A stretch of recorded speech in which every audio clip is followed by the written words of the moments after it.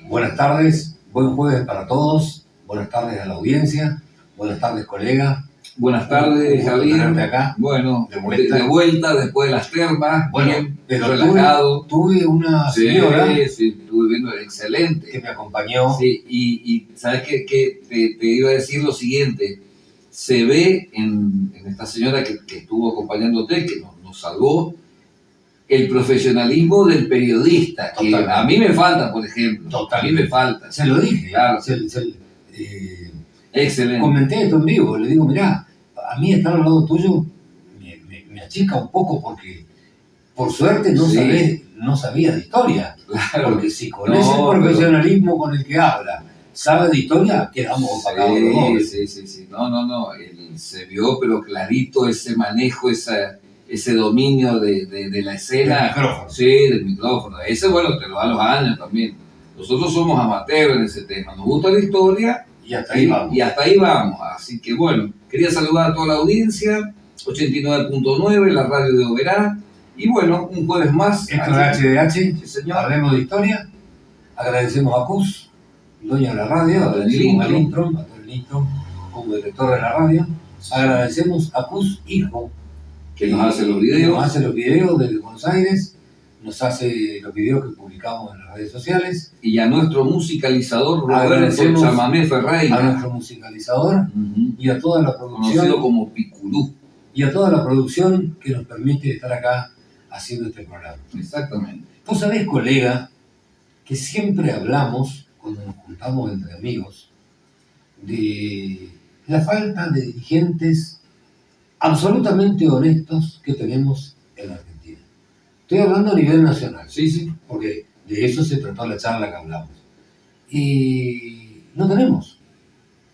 Por H o por B, no hablamos de política, hablamos de historia, pero por H o por B, Macri, que entró a cambiar, arregló con el banco, con el correo, el otro apareció con Adorni, y el otro apareció con 30.000 millones no sé dónde, los bolsos revoleando al convento. O sea, no tenemos dirigentes honestos. Sin embargo, lamentablemente. Sin embargo, y esto es un dilema que tenemos todos los que pensamos cuando vamos a votar, ¿no? Porque, empezamos por la honestidad y nos quedamos sin candidatos, ¿no? Ahora bien, hemos tenido dirigentes honestos. Y hemos tenido dirigentes honestos a quienes les ha ido bien en su gestión de gobierno y económicamente hablando. Uno de ellos es el presidente Arturo Illia, y lo nombro porque el 4 de agosto del año 1900 nació en Pergamino Arturo Illia, que gobernó del año 1963 a 1966. Exactamente. Y fue derrocado injustamente por Carlos Onganía. ¿Por qué lo digo injustamente? Porque llevaba una gestión de gobierno, según la historia, yo no viví esa época, tenía 2 años, llevaba una gestión de gobierno absolutamente correcta y los indicadores económicos de su gobierno eran todos positivos. Sin embargo, en aquella época estaban de moda los golpes militares y fue derrocado por el general Onganía, quien ocupó la presidencia después de haberlo derrocado a Arturo Illia. Bueno, en Arturo Illia creo que encontramos, aunque más no sea en la historia, un gobernante que honestamente nos satisface a todos. Exactamente. Vale la pena decirlo, ¿no? Sí, señor. Todos los historiadores coinciden en que el gobierno de Illia fue un gobierno austero, un gobierno muy ordenado, muy prolijo, porque él era así. Él era una persona muy correcta y muy prolijo en su accionar. Y a eso transmitió a su gobierno. Vos sabés que en aquella época también los asuntos económicos, que son los que determinan, en definitiva, el transcurso de una presidencia, los asuntos económicos no eran tan complejos. Vos hablabas de lo que recaudás, lo que gastás, las importaciones, las exportaciones, pero hoy tenés que hablar de swap chino, de swap norteamericano. No digo hoy con Milei, hoy con el mundo moderno. El mundo de hoy. Tenés que hablar del Nasdaq, si sube o no sube, del Dow Jones, el riesgo país, sube o se baja, el riesgo país, los bonos, las letras, las LELIC, las LELUC. Sí. O sea, un abanico muy amplio. Tenés un abanico muy amplio que ya no deja lugar para personas que técnicamente no manejen ese tipo de cosas y que puedan ser presidentes. En aquella época, viste, Unilía, que era médico, sí, que era un político nada más, médico en Cruz del Eje, la fue llevando espectacularmente bien con índices económicos positivos. Así que bueno, un reconocimiento a don Arturo Illia, esos presidentes honestos que gracias a Dios tuvo el país. Tuvimos. Sin desmerecer a otro, ¿no? No, pero estamos resaltando la figura de él. Vos sabés que el 4 de agosto de 1526 fallece Sebastián Elcano. ¿Te acordás? Sí. El primer hombre que dio la vuelta al mundo en barco. Y el que demostró en barco, sí, exacto. No había otra manera. Sí. Y el hombre que demostró que la Tierra era redonda. Exacto.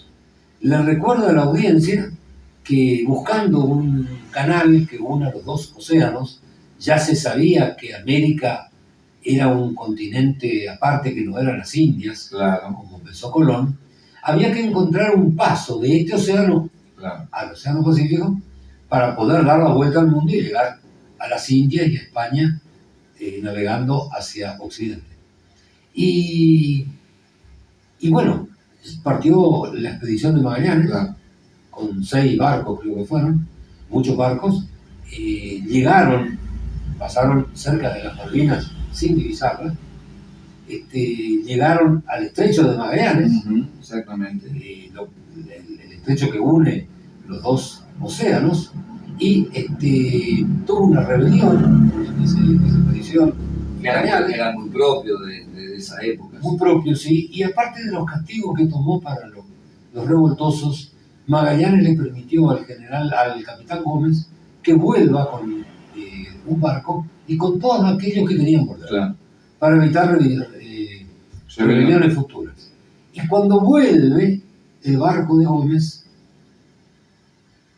ve y divisa las Malvinas, y lo asienta en su libro. En la bitácora. Aunque no haya desembarcado, podemos decir que fue él quien descubrió las Malvinas, que después fueron ocupadas por los españoles y que por eso pertenecen al virreinato del Río de la Plata, a las Provincias Unidas del Sur después de la primera Junta de Buenos Aires, y hoy Argentina después de 1853. Exacto. Me salió el término, es la circunnavegación del planeta. La circunnavegación del planeta. Bueno, y Magallanes siguió al mando de la expedición. Y cuando llega a Filipinas, ahí cerca de Filipinas, tuvo un encontronazo con unos aborígenes en una isla y perdió la vida. Muere ahí, exacto. Y toma el mando Sebastián Elcano, que con 18 marineros llenos de hambre, casi muertos de hambre y de sed, y con una sola barca, en un solo barco, lograron volver a España, dar la vuelta del mundo y demostrar científicamente que la Tierra es redonda. Exactamente. Bueno, vos tenías algún tema para contarme, Javier, de la Casa de la Cultura. Sí, la Casa de la Cultura. Y me interesa porque en la Casa de la Cultura estuvo una señora que es madre de un amigo que es en Chiaruti, la doctora Susana también. Y de una amiga que Carolina. Y también Carolina Chiaruti. Y la doctora Pía, que está en el siglo. Sí, señor. Bueno, vos sabés que Bueno, fuimos amigos del padre. También de Raúl, padre de Chiaruti, a quien recuerdo siempre. Sobre todo yo personalmente lo recuerdo siempre. Y también lo vamos a mencionar porque mi suegro, Edmundo Carmato, y el doctor Raúl Benchiaruti estuvieron juntos en el Rotary Club, que hoy se están cumpliendo 71 años de la fundación de la creación del Rotary Club. Bueno, pero yo te cuento por qué lo recuerdo a Benchiaruti. Vamos a empezar por ahí. Sí, señor. Yo lo recuerdo a él porque yo recién empezaba en San Vicente, ahora en el 87, 88, 89, donde no había internet, no había Google, no había teléfono siquiera. El teléfono era difícil. El celular, el teléfono era difícil para consultar cosas que yo no sabía, y generalmente venía a consultarle al doctor Benchiaruti. todo lo que sea trámite automotor. Claro, el registro. Viste que los colonos allá tienen todos los papeles por la mitad, tienen el 08, pero le falta la cédula, etcétera, etcétera. Claro, había fallecido el titular. Y preguntándole a Bencharuti, al doctor Bencharuti, que gratuitamente perdía su tiempo explicándome a mí y a otros colegas jóvenes con otros problemas, bueno, por eso lo recuerdo. Claro, son cosas que hay que agradecer. Y le agradezco, sí, sin duda, sin duda. Bueno, te cuento que en 1985, bajo la intendencia de Mario Bárbaro, Marito Bárbaro, para los que lo tratan habitualmente, y que era el intendente de Oberá, y el ministro de Educación de la provincia era el doctor Sábato Romano, que después fue intendente de la No lo conocí, lo conozco a nombre. De la ciudad. Sí. Bueno, vos sabés que respondiendo a una iniciativa de la profesora Ada Estela Sartori de Bencharuti, que te estábamos nombrando, que fue la primera directora de la cultura municipal de Oberá. Ad honorem, no sé si lo mencionamos a Arturo Ilía, esos políticos que dieron todo a cambio de nada para que las cosas se hicieran bien. Bueno, esta señora también, ad honorem, es decir, no cobraba el sueldo como directora de la cultura, de la Casa de la Cultura de Oberá, comienzan esta tarea que evidentemente le interesó al intendente Bárbaro y al ministro Romano, Sábato Romano, comienzan la Casa de la Cultura. Primeramente funcionó en la calle 9 de Julio, esquina Buenos Aires, y después se trasladó a la calle Gobernador Barreiro, esquina Jujuy. Y ahora se ha vuelto a trasladar. Y ahora están en la calle Larrea, esquina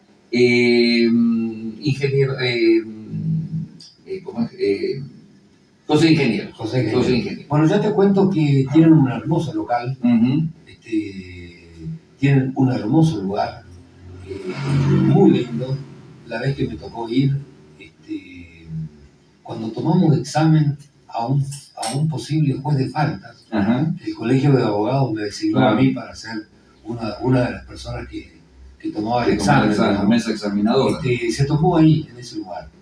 Y créeme, un lugar muy bueno, ediliciamente muy bien hecho, espectacular. Sí.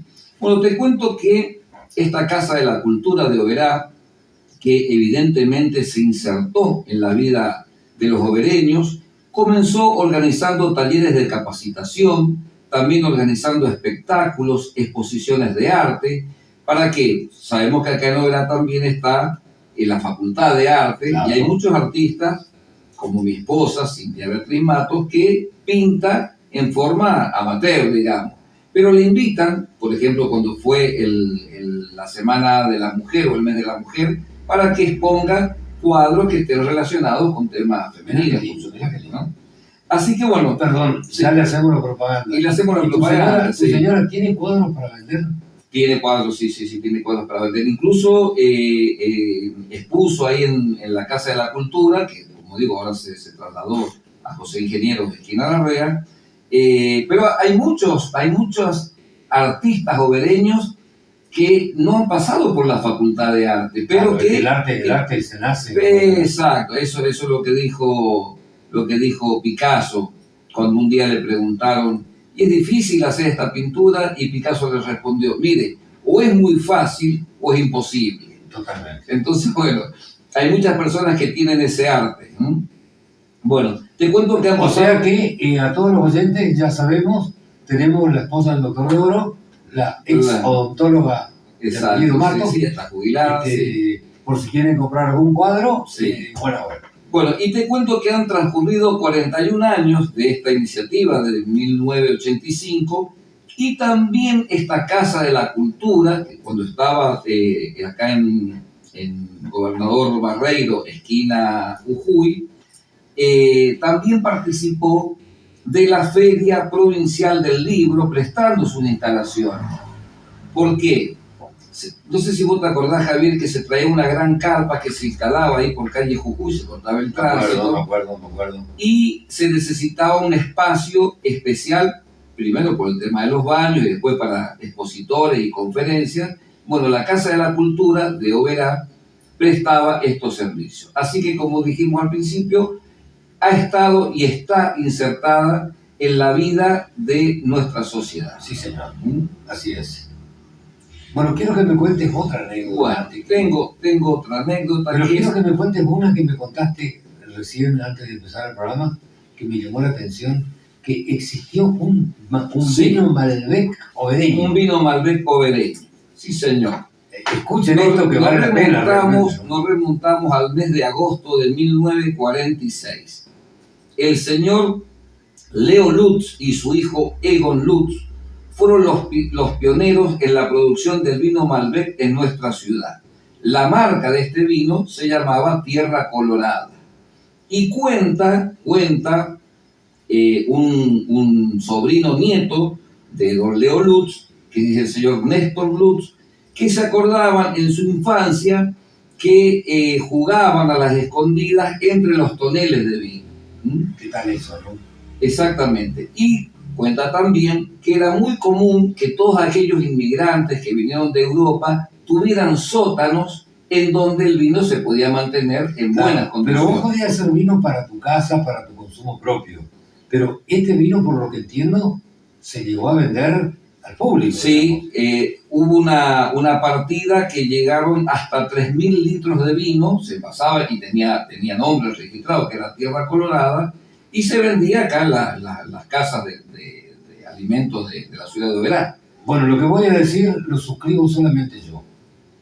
Estos emprendimientos fueron quedando en la nada, exacto, fueron quedando en la historia, porque desgraciadamente la deshonestidad de los gobernantes que hablábamos recién fue logrando que en este país trabajar sea imposible. Esto lo digo yo y lo digo yo, colega. Bueno, te cuento que dónde se preguntarán la audiencia y dónde estaban ubicados esta bodega, estos toneles. Dice así: está ubicado en la sección tercera de la colonia Picada Yerbal Viejo, donde hoy se cruzan la avenida Beltrame y la ruta nacional 14. Claro, nosotros conocemos como el 8. Kilómetro. Exactamente. Conocemos como el kilómetro 8. Bueno, como te dije, llegaron a envasarse más de 3.000 litros y se vendían en los negocios locales de acá de Oberá. Bueno, qué lindo, un saludo a la familia de esas personas que nombraste. Seguramente conoceremos algunos, acá los conocemos todos. Sí, la familia de Lutz es muy conocida acá. Y creo que tenemos que ir a una pausa. Vamos a una pausa y después tenemos otros temas muy interesantes. Y seguimos con temas obereños también. Bueno, seguimos con esta segunda parte del programa. Agradecemos a la producción el tango que pasó, porque hablamos en el primer bloque de Arturo Illia, quien fue someramente, y ellos se han preocupado y han pasado en este corte musical justamente el tango dedicado a Arturo Illia, que habla de Pergamino, de su nacimiento. Que habla de Pergamino, de su nacimiento, de la lucha con el capitalismo de lo que tuvo que enfrentar. Capitalismo salvaje Bueno, yo en eso soy... Eso de etiquetar capitalismo salvaje. Sí, no, son intereses creados, digamos. Stalin no fue capitalista y vaya así con salvaje, ¿no? Sí. O sea, hizo esa. Pero en definitiva se refería al tango a Arturo Illia con sus virtudes, ¿no? Sí, señor. Bueno, yo quiero contarte que el 5/8 de 1911 fallece en Argentina Florentino Meguino, un biólogo destacadísimo en su época por sus estudios, hecho también con esfuerzo, ¿no?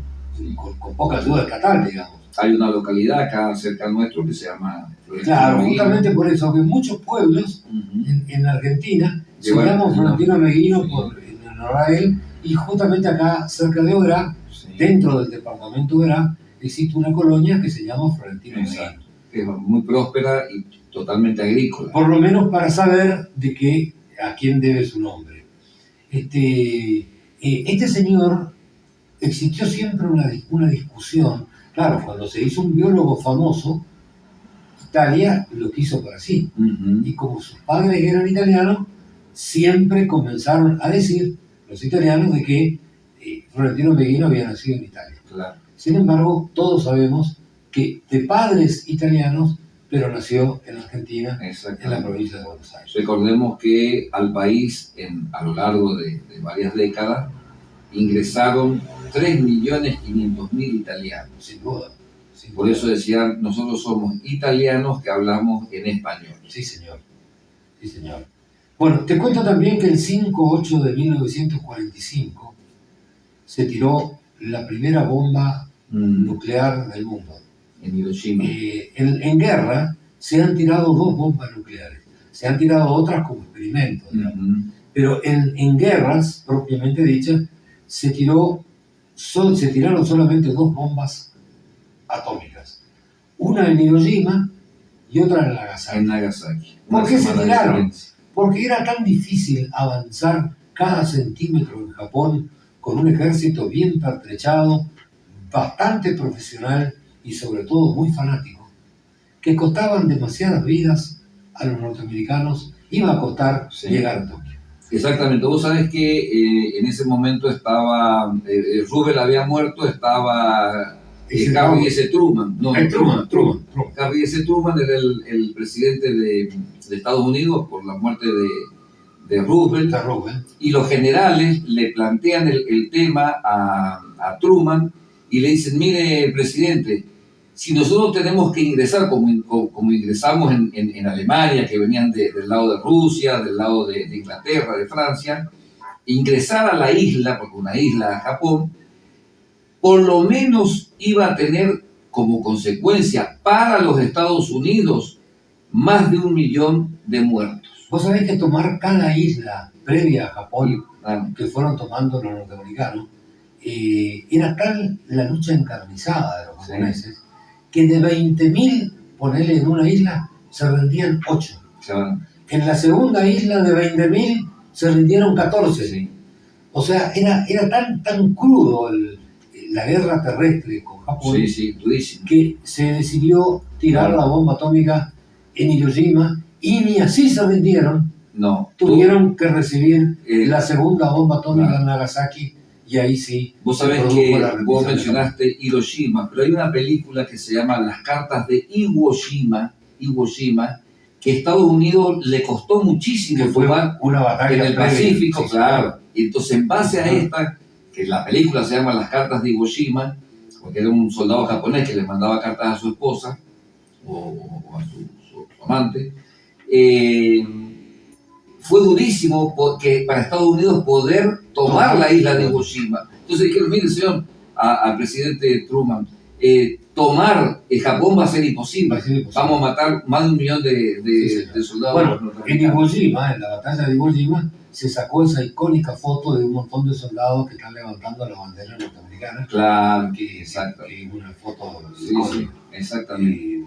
Bueno, y como para completarlo, fue también el tema de el emperador Hirohito, que en ese momento era el emperador, el hijo del sol naciente en Japón, que con buen criterio dijo, no, ya está, esto, si no nos rendimos van a tirar una tercera. Bueno, y vuelvo a insistir en lo mismo.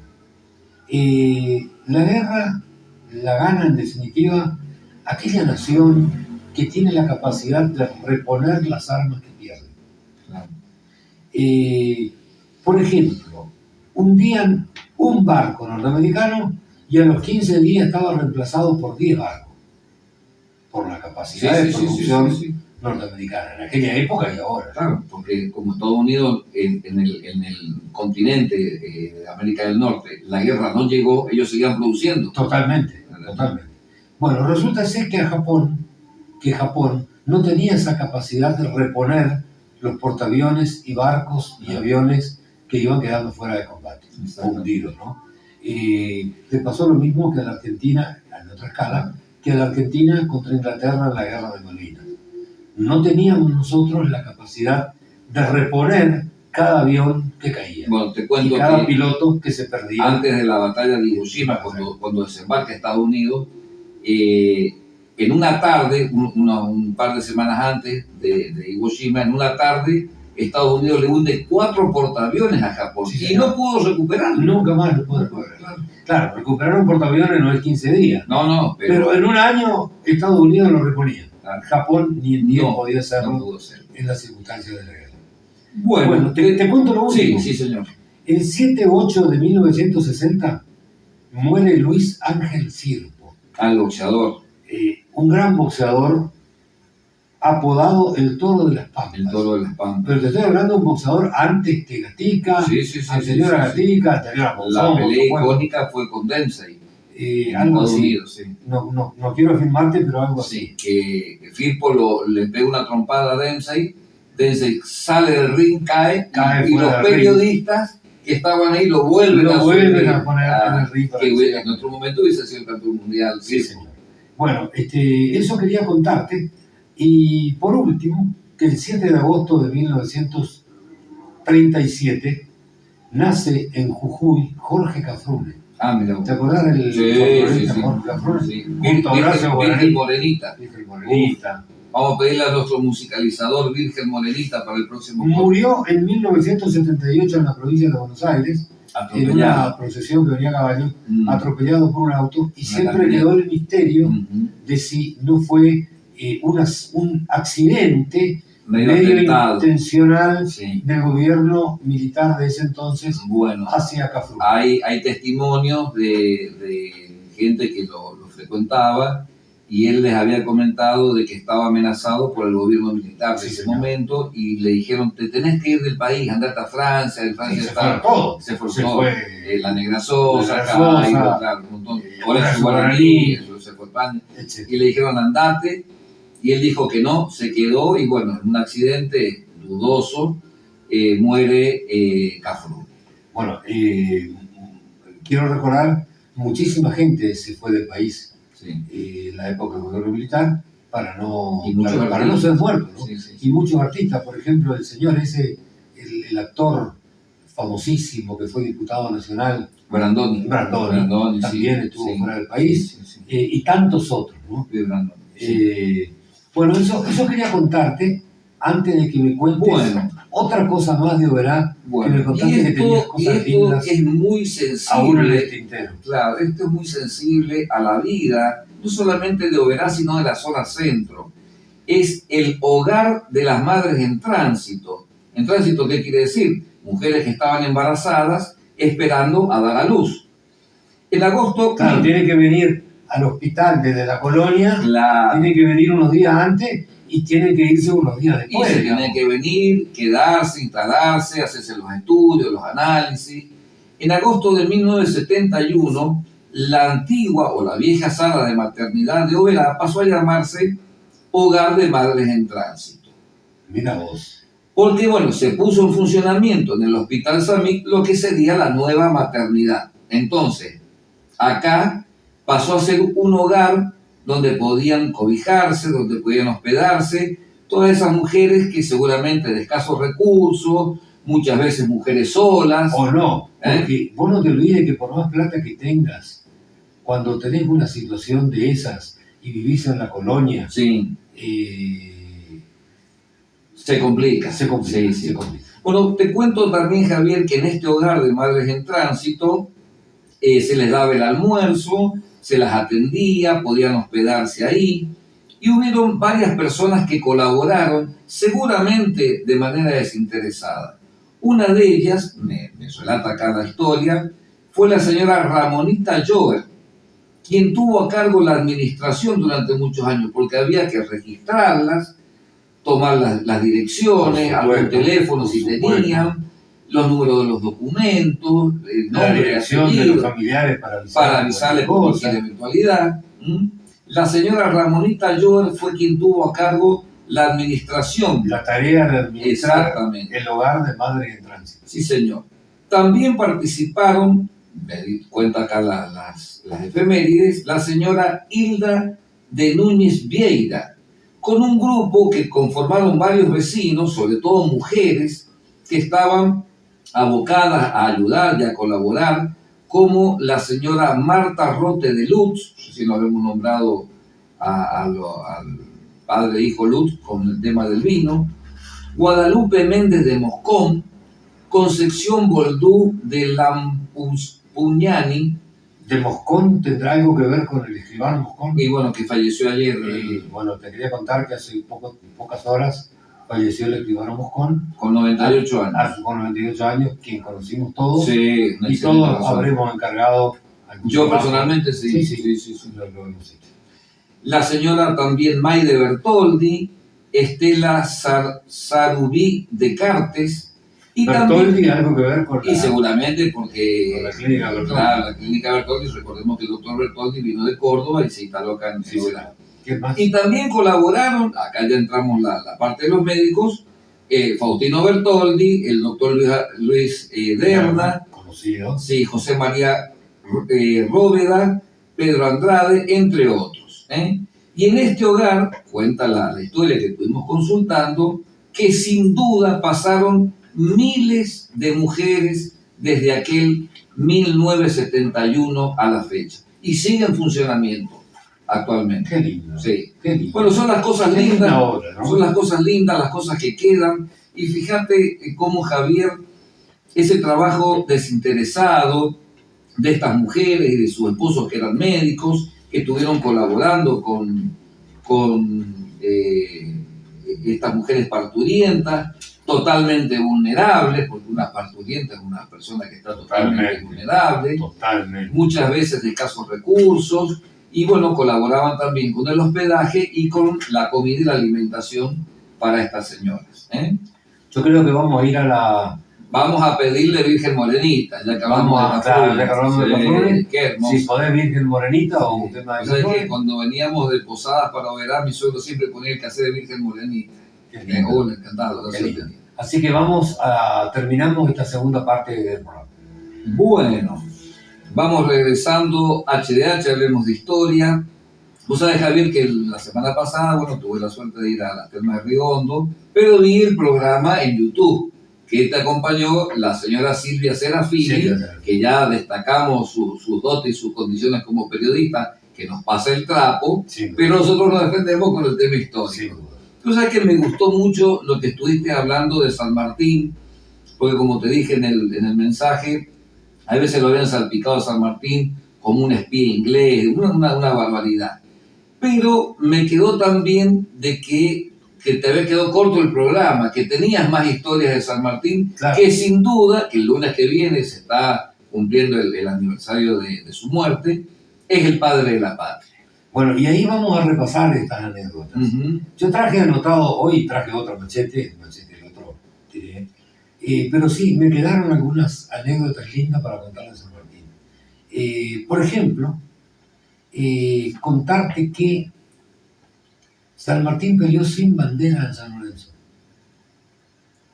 Porque si bien Belgrano habría creado ya la bandera, 1812, y la asamblea del año 13 había acuñado ratificado esa bandera como la bandera de las Provincias Unidas del Sur, todavía no había llegado, iba todo a caballo, ¿no es cierto? No había llegado la noticia a todo el país.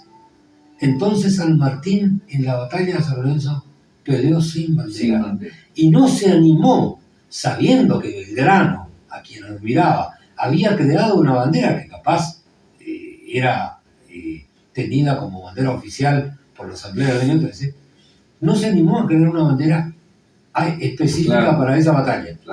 Para no competirle. Por no faltarle respeto a su amigo y a la bandera nacional.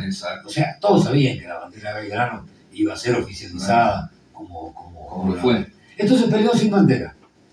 Fíjate vos, cosa que le llamó la atención a los españoles, porque el estandarte y el portaestandarte eran piezas infaltables. Ellos tenían en los ejércitos de esa época. Su rojo pabellón, exactamente. Claro, hoy se pelea con drones. Con drones, sí. Con drones, y cuando le pintarán la bandera al dron. Mirá qué linda historia esa, ¿eh? Sí. Y te quiero contar también que él había elegido a los granaderos, la última que me acuerdo, sin el machete, él había elegido más granaderos para pelear en la batalla de San Lorenzo.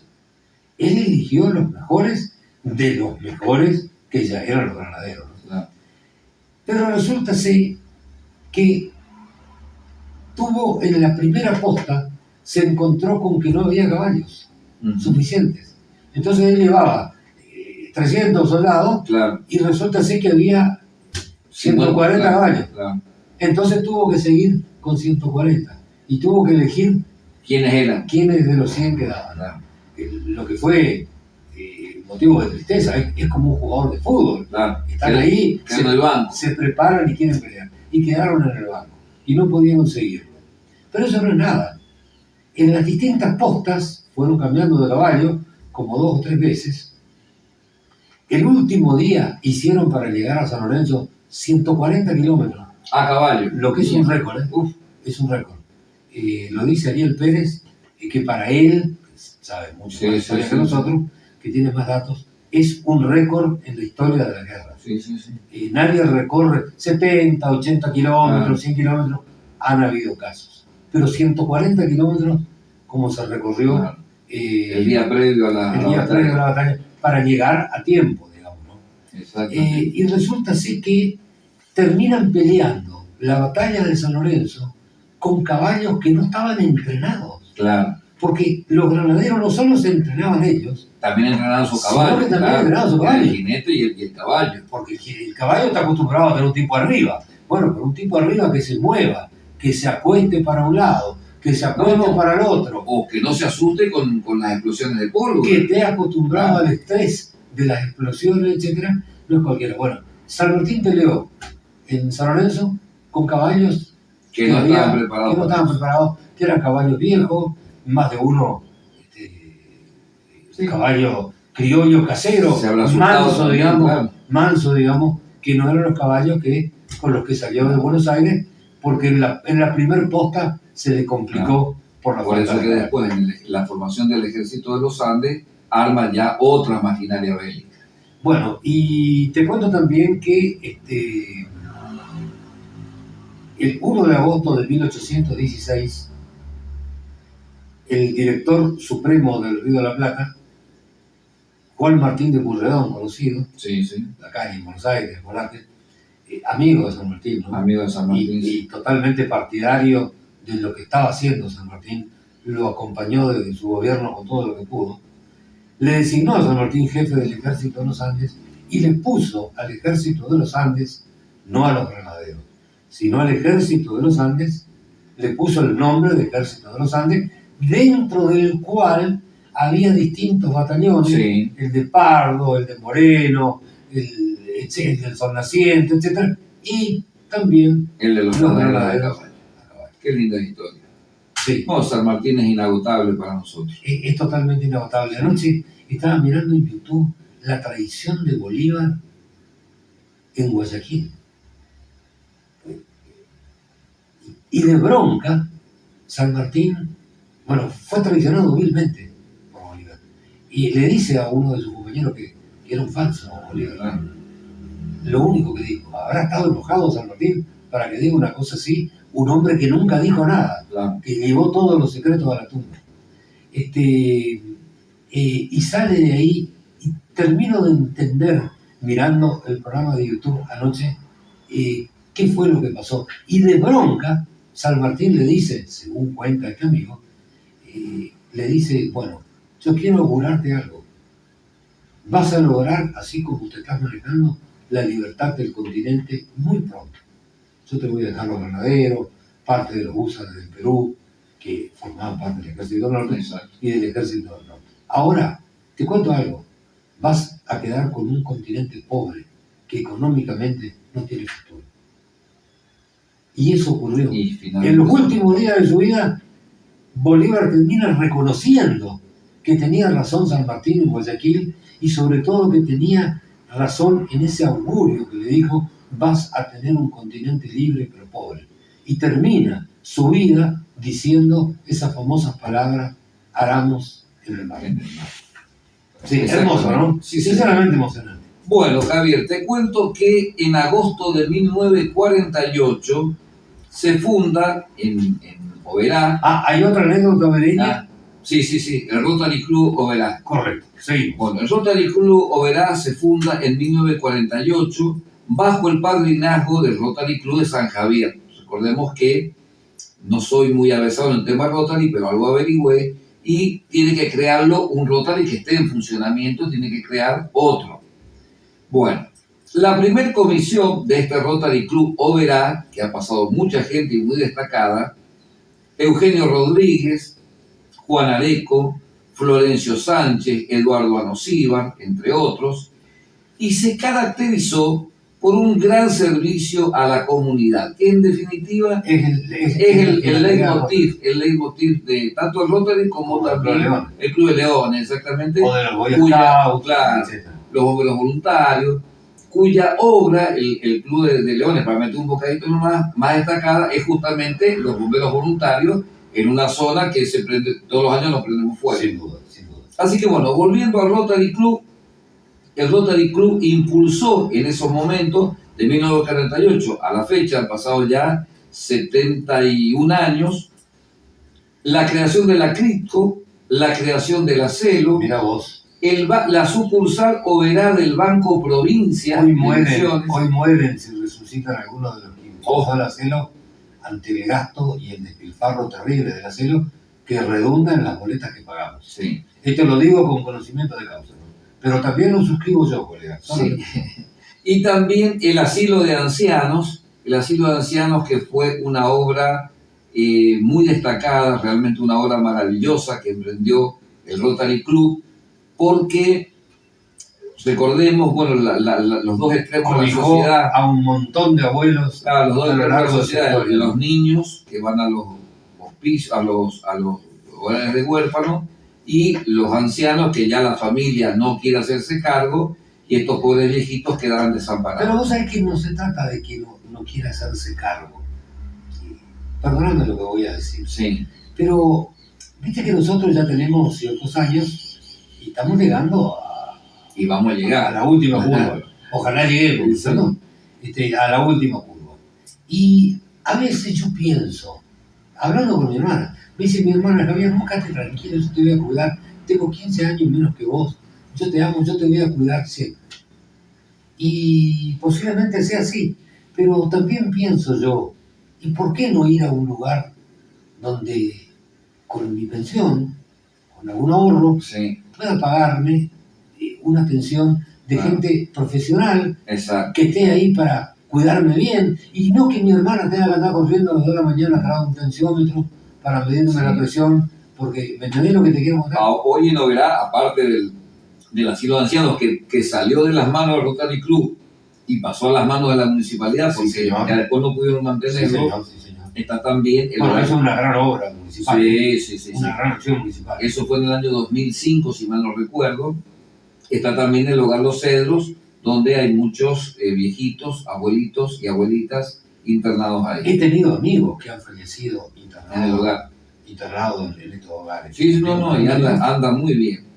Así que bueno, obras realmente... Claro. ¿Qué otra obra? Obras que admiramos. Exacto. Aquellos que nos vamos acercando a la última curva, digamos. Sí, señor. Bueno, ¿qué otras obras realizó o realiza el Rotary Club en nuestra ciudad?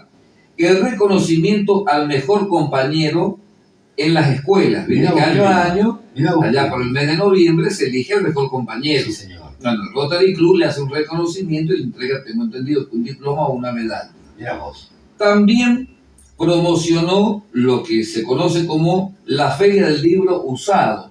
Viste que los chicos pasan de tercer año a cuarto año, le queda el manual, entonces lo pueden vender al que va a ir ahora al año donde ellos estuvieron y comprar también el del año que ellos les corresponde. Sí, señor. La Feria del Libro Usado evidentemente cumple una buena función social. ¿Funciona hoy? Sí, funciona. Acá en la plazoleta ahí frente a Dinco.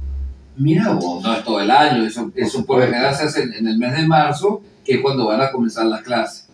Muy buena. Muy buena. Y también promueve la Expo Carreras en Oberá, en donde para los chicos que están cursando el 5º año del secundario, van a esta Expo Carrera y ven qué oferta educativa hay en la ciudad de Oberá. También tengo entendido que promocionan carreras de otros lados a título informativo para que los chicos sepan dónde pueden ir a estudiar. Y finalmente anoté acá rotarios distinguidos: el señor Elías Andrujovich, el señor Olo Tomás Nielsen, gente que se ha insertado en nuestra sociedad, el doctor Raúl Chiaruti, el doctor Edmundo Carmatos, y más contemporáneo, un colega nuestro que estuvo también participando en este programa, el doctor Alejandro Sena. Sí. Amigo nuestro. Son rotarios, sí, señor. Y le felicitamos por lo que han dicho sus parientes. Sus parientes y sus predecesores. Sus predecesores. Exactamente, sí, señor. Bueno, vos sabés que tenemos 3 minutos. Sí. Yo quiero destacar que del 1 de agosto al 7 de agosto se celebra la Semana Mundial de la Lactancia Materna. Bien, fundamental. Resulta ser que hoy, si nace un chico y la madre no tiene leche, cosa que me pasó a mí con uno de mis hijos, fui con la receta a la farmacia, claro, y compré leche materna en polvo, claro, que a su vez estaba fortificada con vitaminas, defensa, etc. No es como la leche materna, que es lo mejor que puede recibir el bebé, pero bueno, hoy la ciencia te brinda la posibilidad de que tu hijo crezca sin leche materna. Pero hasta hace pocos años atrás, si la madre no tenía leche, tu hijo se moría de hambre. Y sí, donde aparecían las famosas nodrizas. Y ahí la gente buscaba un vecino, una vecina que haya tenido un bebé, claro, y le amamantaba también a tu hijo. Que eso le da el nombre a los famosos hermanos de leche y madre de leche. Exactamente. Bueno, te cuento que en la historia han habido 4 hermanos de leche absolutamente famosos. Uno fue Bolívar y el negro Dionisio. Cuando nace Simón Bolívar, la madre, que había tenido otros hijos y había tenido leche, con Simón Bolívar no tenía leche. Claro. Estaba seca, como se dice comúnmente, y resulta ser que salieron a buscar una esclava en el barrio. El padre de Bolívar era el más rico de América, compró una esclava, la negra Hipólita, le trajo a la hacienda que amamante a su hijo Dionisio y de paso a Simón Bolívar. Ella ya estaba amamantando a Dionisio, o sea, una mujer que producía leche. Sí, señor. Claro. Lo amamantó a Bolívar y a Dionisio, que era su hijo. Y te cuento, no solo fueron hermanos de leche, fueron amigos, y la única palabra, de las pocas palabras que escuchaba Bolívar en su terquedad, era la palabra de Dionisio, a quien encargaba las operaciones secretas y que tenían que tener una confianza total, se le encargaba a su hermano de leche, el negro Dionisio. Y por último, 2 hermanos de leche famosos, Rosas y Lavalle, que fueron enemigos, uno federal y otro unitario, y sin embargo eran hermanos de leche. Y te cuento lo último, el único lugar donde Lavalle dormía tranquilo era cuando visitaba la siembra de Rosas, y tenía orden de Rosas de no tocarlo. Claro. 5 leguas más allá, somos enemigos. Exacto. Ha sido un gusto, hasta el próximo jueves. Saludos para toda la audiencia, acá nuestro musicalizador. Gracias por tenerte, colega, de vuelta. No te vayas de vacaciones, otra vez. No, estuve muy bien reemplazado por la señora Silvia Serafín. Y un saludo para todos. Adiós. Gracias. Publicite en la radio 3755 525819.